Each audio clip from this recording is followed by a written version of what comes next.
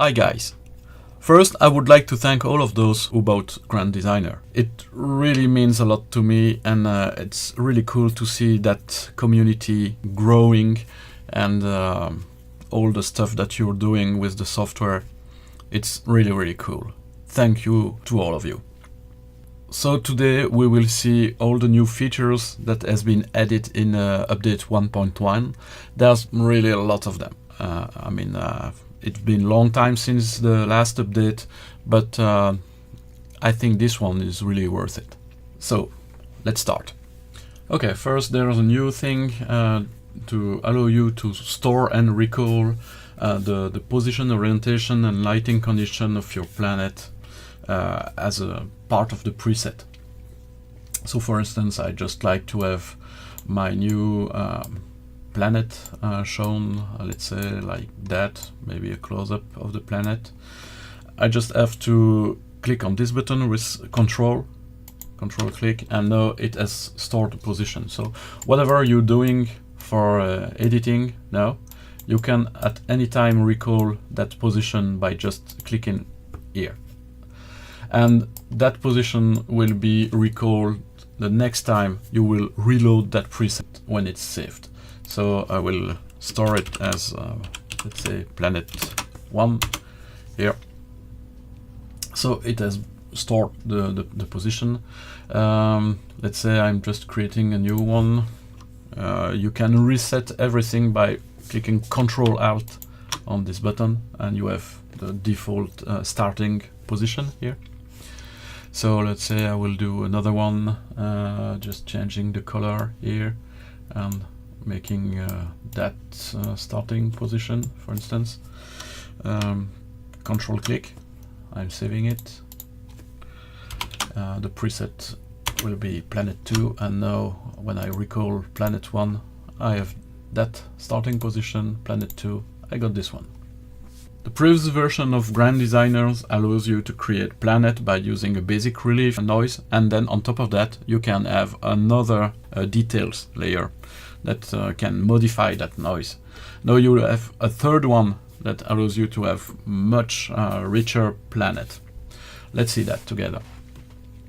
So let's start with the first layer. I will start with just the basic noise over here and go directly to the details layer. So I add a details layer. I will use let's say multifractal Voronoi noise and reduce that like this. Okay, I will change the scale as well to have a wider zone. Okay, like this, and change a bit the slope. Okay, so let's say that this is my secondary noise. What I can do now is just coloring that new layer, and for that I will change my ramp over here and use some green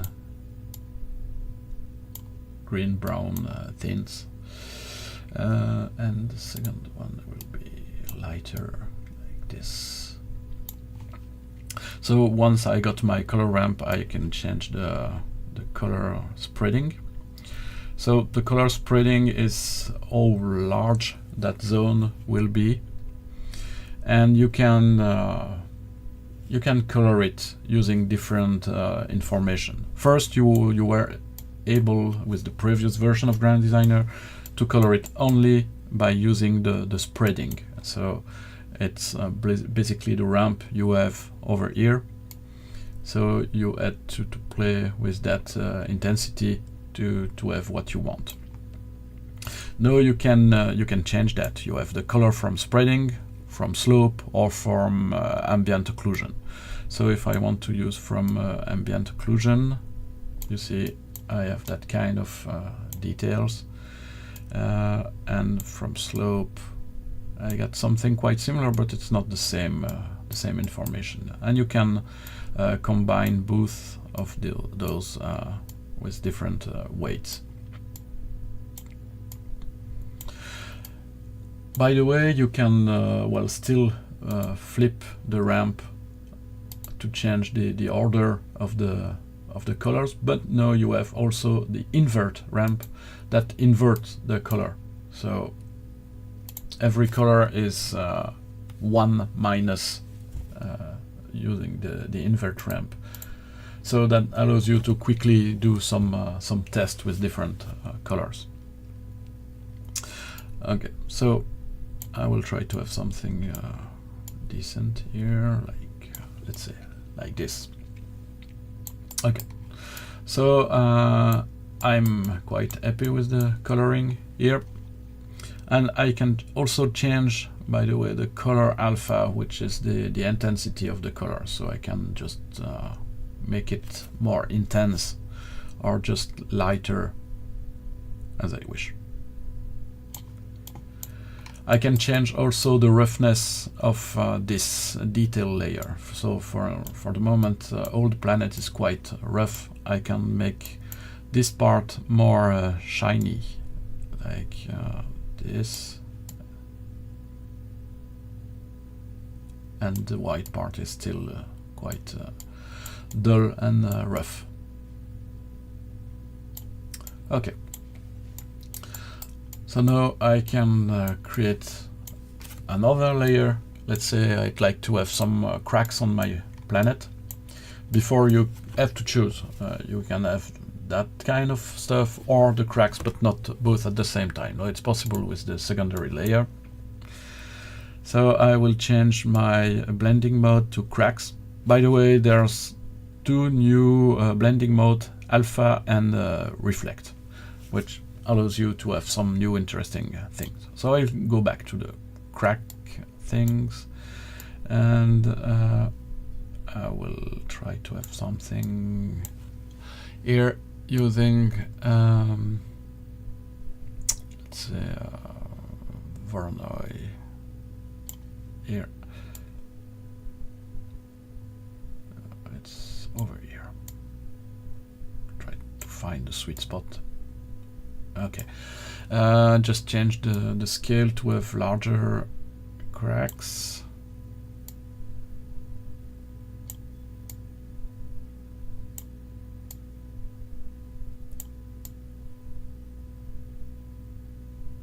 Okay, and maybe change a bit the roughness. Okay, like this. I will reduce a bit the intensity on the 8 to have the cracks more localized over here. Okay, great. So now you can see combine those stuff, and you can also use one of the new feature you have in the update in the relief tab. You have the high frequencies enhancement. It's kind of sharpen for the 8 map. So you just have to define the ramp you will use for the sharpening and the intensity of the sharpening. So it will basically do the job only where you have high frequency, where you have lots of sharp changes. We'll maybe make some displacement so you can clearly see what's going on over here. Okay, so go back to the relief. So if I have positive details enhancement, you will have some spikes happening where you have already some high frequencies. So basically here where I have some cracks, I have also some high frequencies. If I go to negative value, it will just be sunk, and you have another interesting effect here. And the ramp is basically how large, how spreaded the effect will be. So I will try to keep it somewhere over here, And the limits here is to define the altitude where it's happening. So if I just want to have that only in the valleys over here, I can just reduce here, and you see it's just starting to fade on the edge of the planet here. Okay. Now what I can also do is do a different coloring scheme for my cracks here. So in details 2, I can change my color ramp. Let's say that I want to have something more saturated like that. Okay, let's just try that. I will change if it's not working. And so I just do the color spreading here. And like for the first detail layer, I can change that from the color from the spreading, or from the ambient occlusion, or from the slope. I probably have to flip the ramp here and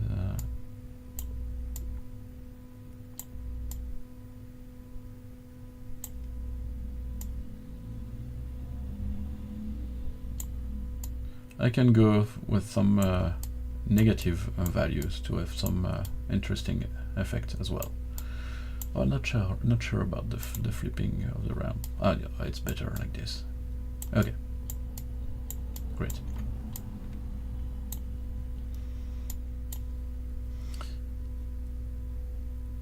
And you can still play with the alpha over here. Maybe I will reduce a bit the intensity or the value over here to keep it more reddish. Okay, great. And add just a bit of blue and green. Okay, in this one. Fine. So now I have my 3 layers, and I can use also these details layers as mask for different things. We will see that later. But as you can see, well, you have quite a lot of control. You can also change the roughness modulation for these details too. For instance, I don't want to have, let's say, the shininess here, so I can make it more rough here. So now the roughness is really low on in the cracks here, and it's everything is shiny on the green part, and it's quite rough on the white part here. Let's do a quick HD render. Okay, so it's quite interesting. Okay, let's go to the next feature. In the current version of Grand Designer, you can add some craters on your planet, but it's somewhat limited. You can add lots of them, but as far as you go above, let's say 200, it starts to getting really slow to use, and it's really made to have very large ones and not lots of small ones. It's not really efficient for that. So that's why I've just added a new tab, Microcraters, that allows you to have lots of small craters like you can see over here. And it really allows you to have something that looks more like the moon, with lots of very small craters. So what you can have as control here is, let's say, the probability of having lots of craters. So it's basically the number of craters, and you can have that probability on the different details layer. So here I have 2 details layer. The first one is the green one, and the the cracks, the red ones, are the second details layer. So the probability on details and details 2 is an offset from the craters probability. So basically here I'm saying, okay, I want to have lots of craters, and on details 1 and details 2 I won't change that number. So if I want to have let's say less craters in the cracks, the red cracks, I just can reduce here the probability on details 2. Well, it's barely visible because I don't know if you, well, you can see some stuff going on, but the cracks are very small, so it's difficult to say. For the green part, if I want to reduce that, okay, now I have only small craters on the white part of my planet. If I want the opposite, I can just say I don't want any craters except on the details layer here. So now I have craters everywhere in the green part. I have nearly nothing on the white part, but I can just add a bit more if I want here. So I will have a bit of craters on the white, lots of craters on the green, and nothing on the red part. You can change also, well, the offset and the ramp is basically where you put the limit between the details and the non-details part of the planet, and the ramp is for the sharpness. If you have a smaller number here, the ramp will be very smooth. If you have a high number, it will be very sharp. Maybe I will just reduce a bit the number of craters over here, like that. Then you can change the radius range. So if you want only to have big ones, then change the range, the random range between let's say 0.7 and 1. So you will have lots of large ones. And if you reduce that, you can have lots of small ones. Just adjust the way you want. The radius distribution is the same as the craters tab. So if you have that to 0, you have as many chance to have a small one than a large one. And if you increase that, you will have lots of chance to have small ones and few chances of having a large one. Okay, so I will adjust like that. So I have more small ones than large ones, like that. Then you can change the depth of the craters.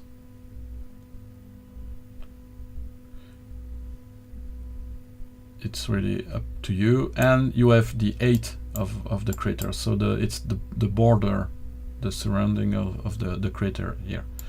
So you can have something that is really flat than just a hole, or you can add a border, and you can even have some weird stuff here by increasing a lot the height. So you can have some really alien looking stuff. I will make it like this. Okay. Then you can change the thickness. So it's if you increase that, it's of course reduce the size of your crater, but it basically increases the ramp of the border of the crater. It's really up to you to change that to what you want. The shape irregularity, well, if you increase that, you will have oddly shaped craters. Otherwise, they are all very round and regular. Inner smoothness is the smoothness of the inside of the shape. You can see that over here. Then you have the age of the crater. The older they are, the smoother and less visible they are. So if you have only new ones, they are very, very strong and very present. If you have old ones, they are all very smooth and barely visible. So you can change the range you want to see. Above main crater is to see if you want the new microcraters on top of the larger craters are just barely visible. And the ground smoothing is how smooth the inside of the craters will be. So if you have a very rough terrain, which is not the case here, you can with non-smooth ground here, you can have the roughness kept in the inside of the crater. Otherwise it will just be very, very smooth and very soft. And then you have the coloring. So you can color your crater using a simple color ramp. I will use this RGB one to show you how it's working. I will change the color after that. So the color burn, so it's just kind of well, a splatting of color because it's using the spreading of the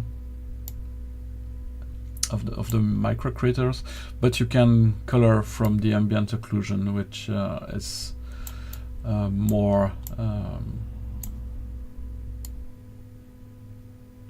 let's say more accurate or more intuitive way of coloring the craters. So you clearly see here the red inside going to green and then the blue. You can change the intensity of the coloring and the intensity of the details around the microcraters. So I will maybe go to something less extreme for the lighting and having something quite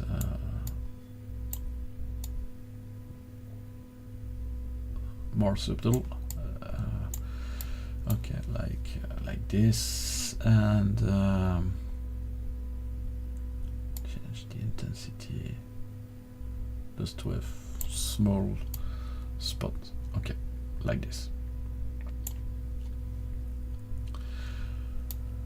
Okay, so you see that the microcraters can really add a lot to your planet. So in the current version of Grand Designer, you're quite limited to what you can do with the water layer. The water layer is basically just a layer where you have everything above given 8 is considered as ground, and everything under given 8 is considered as underwater and sunken. Now with that new version update, in the water layer you can have layer injection, and you can inject any of the details 2 and microcraters into the water. Even if you don't activate the water, you don't want to have that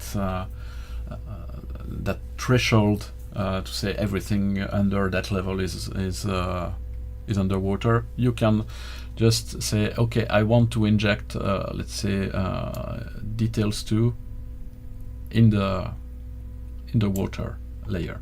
So you see I'm injecting the color of my layer details 2 in the water layer, and so the color is maybe quite strange because it's basically mixing the water color with my details 2 color. To avoid that, I can say, okay, my watercolor is just black, so everything will be just the raw details 2 color now. Of course, I can use that as before to have self-emissive part. So if I want to have reddish self-emissive thing here, I can do that. So I will just make it really rough here. Go to shader and water emissive, like this. Okay. So now everything that were in the details 2 layer is now self-emissive. And you can control the intensity of that mixing in the water here. So it's really up to you. Change that. And you can inject as well the details and also the microcraters. The cities layer has been improved a bit, so you can now have a kind of secondary road layer. So for the moment, okay, let's take that big city blob there. Now you can have secondary roads. Okay, so you see you have the main roads that are split here, and you have the secondary roads, and you can change the secondary road scale to have something that looks more realistic from far away. It's just a small adjustment, but I think it adds a bit to the realism of these cities generation. Just a simple thing, but it may help. Another addition in this 1.1 update is the color correction tab.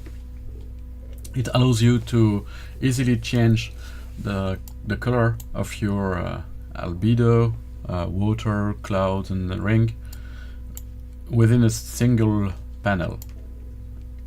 For instance, here you can make modification to the shadow color, make it more reddish, the midtones more bluish, and say the highlights more magenta. You see, you can easily just change the overall look of your planet. Of course, you can quickly reset that. You can change the color temperature, the tint, hue, saturation, vibrance, just to have some color that are more popping out. And change value, contrast, gain, and gamma. You can change that for separately the ground, water, cloud, and rings. You just give a weight of modification. So it's pretty easy to tune using such settings, and you can easily make different planets with different look quite easily. Just tune a bit the values, and then you can export that, and you're done. And you can always reset to go back to the original. So easy to use, and it can add a lot to your creation pipeline. Okay, now let's go to the background tab and see what's new here. So one of the new feature is the ability to have what I call a fixed background. Instead of generating a full 360-degree background, you can just generate a high resolution version that just cover a bit more than the screen. Because right now, if you want to do a high resolution screenshot, well, you can generate in a higher definition the background, but it's still somewhat limited to the resolution and the field of view you have. For instance, here if I'm working in let's say 8K by 4K, it's just 8K by 4K for the full sky dome. If I want to focus just on this part of the screen, I can say, okay, I will use fixed background, and know when I generate in higher definition, I have the 8K by 4K covering just that screen. And so I can zoom and have some really interesting details that I had not before. And of course, as soon as I'm moving, it's just breaking that and going back to the preview mode, because you can't move in a fixed background. It's just generating a small portion of the sky, but in a very high resolution. In this tab as well, and in the sun preset, you can now change the fill intensity and have a fill light, because well, by default in space you have something that is very, very dark when you are not directly it. For instance, here it's completely dark, but you can now have a fill light. The fill light is just adding an opposite light to the sun. So it's not really realistic, but it can give you some pretty nice screenshot and just remove all that darkness to have something cooler.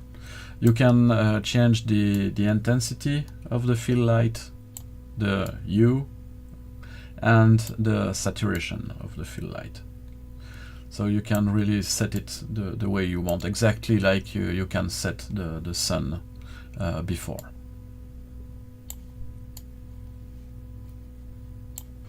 Let's stay in that background section. For the Nebulae generation, it was quite limited what you can do with the previous version of Grand Designer. Yeah, well, you can expand the noise selection, but well, somewhat you don't have really a lot of control of what's going on top of it. So that's why I've just added the masking. The masking is just allowing you to make some let's say holes in the background, and having some part removed, which can really add some interesting pattern.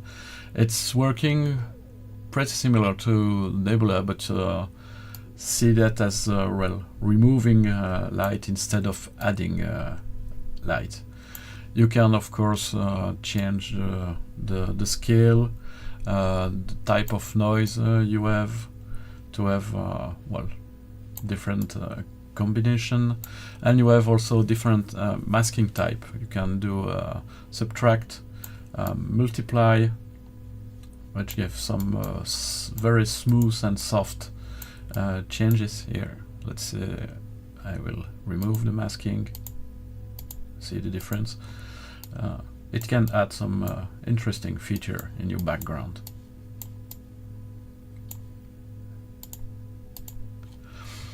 And well, beside that, you find what you already had in Nebula, like the roughness, the distortion, the depth of the distortions. This is something new that allows you to have more control on the distortion, and you can also tune the intensity of the masking and the depth of the masking. When you have some bending effect, you can also add some noise. So it's quite visible here because it's low definition, but when it's very high resolution, it's much better. Okay, so you see when I generate in higher resolution, you barely see the noise. It's much better. You can now also just use every layer separately or not. You just can switch them on and off very easily, which is more obvious to use than before. On the rendering side of the software, there's lots of improvement as well. The shadows has been improved a lot. It's not yet perfect, but it's much better than before. On the special effect tab, you have some new effects, and every single effect can be toggled on and off separately now. So you have the bloom, the sharpening that were there before. There's a new thing here, the screen dithering. This allows you to remove some bending effect you may have on the background, for instance, or planet when you have very soft colors. This can really improve everything by adding some dithering, some noise in the image. That can really improve the rendering. You have also now a Burkini effect. This is an effect you have for very dark places. You have everything that tends to be more bluish, but you can enforce that by changing the threshold and changing the shift. So here you can change the intensity of the effect and the threshold at which it happens. So it can also add some interesting feature in your screenshot. And you have also a global color correction here, where you can just change all the midtone, highlight, shadow, coloring, the temperature, everything that we've already seen in the planet generation. You can change that for the full screen here. So it allows you to fine-tune and have a perfect screenshot just by tuning all these parameters. If you have the Pro DLC of Grand Designer, you can export very large screenshots. But with the new update, you can also export very large mask for your screenshot. So you can do the compositing after that outside of Grand Designer. So you can have several planets on the same screenshot, for instance. So I will show you a quick example on how to use this feature. So I've already rendered my background and planet in high resolution. I'm in the background tab here. So I will do isolate of the planet. Well, I will remove the planet from the background, and now I will just export large snapshot, and I will code it render back 0 compo. Okay, so this is my first layer. Now I will go to the planet and will export the planet. First, just the planet itself, so the color of the planet. And so I will render from 0. And now I will do the same with the mask.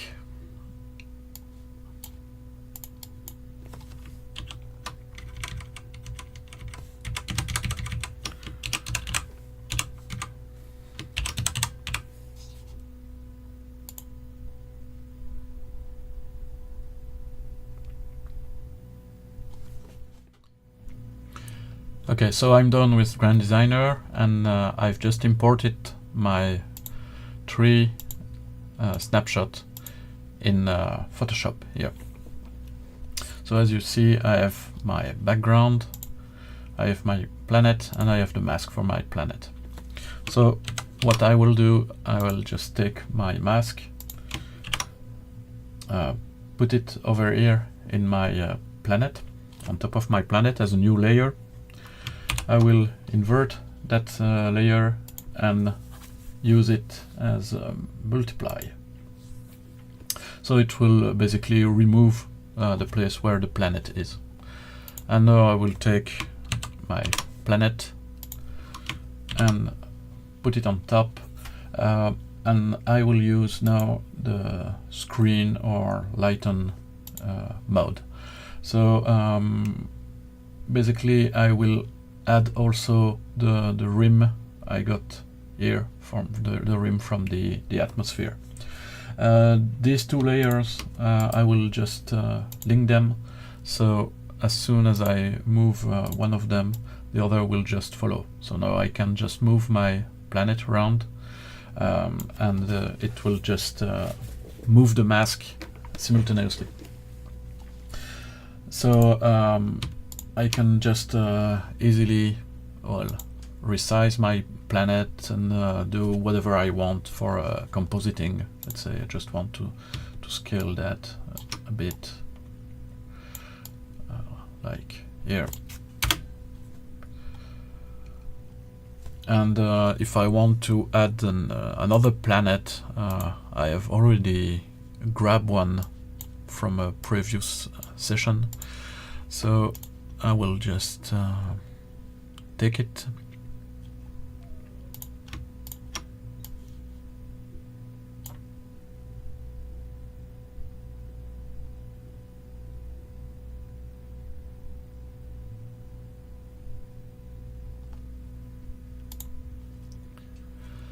This one is very large, so I will resize it to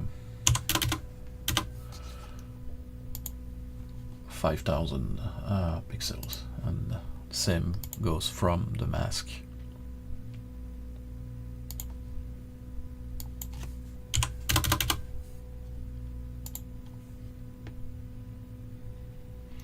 Okay, so I take the mask and I put it over here.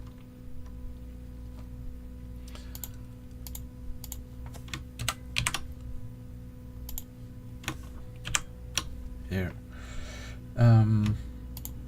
I'm linking both layers. For the mask, as it does not cover everything, I will just fill with black here, and I will do the invert like before. So for the mask layer, I will put it to multiply, and for the color layer, I will put it to screen here. So now I can just move that moon around, and if I just swap the layer order, I can have my moon behind my planet. So you see, it's quite easy to have several layers. You can also have several layers of background if you want to have some nebula or cloud things between planets. It's really up to you. The limit is your imagination. There are many more things to discover in this new update. Just have a look at the release note to see all the new stuff added, all the fixes. Well, if you have any problem, don't hesitate, go to the forum and ask the question. And also don't hesitate to show what you're doing with the software. Just showcase what you're doing. I'd really be pleased to see all your new creation. Have fun with this new update, and thank you for your confidence.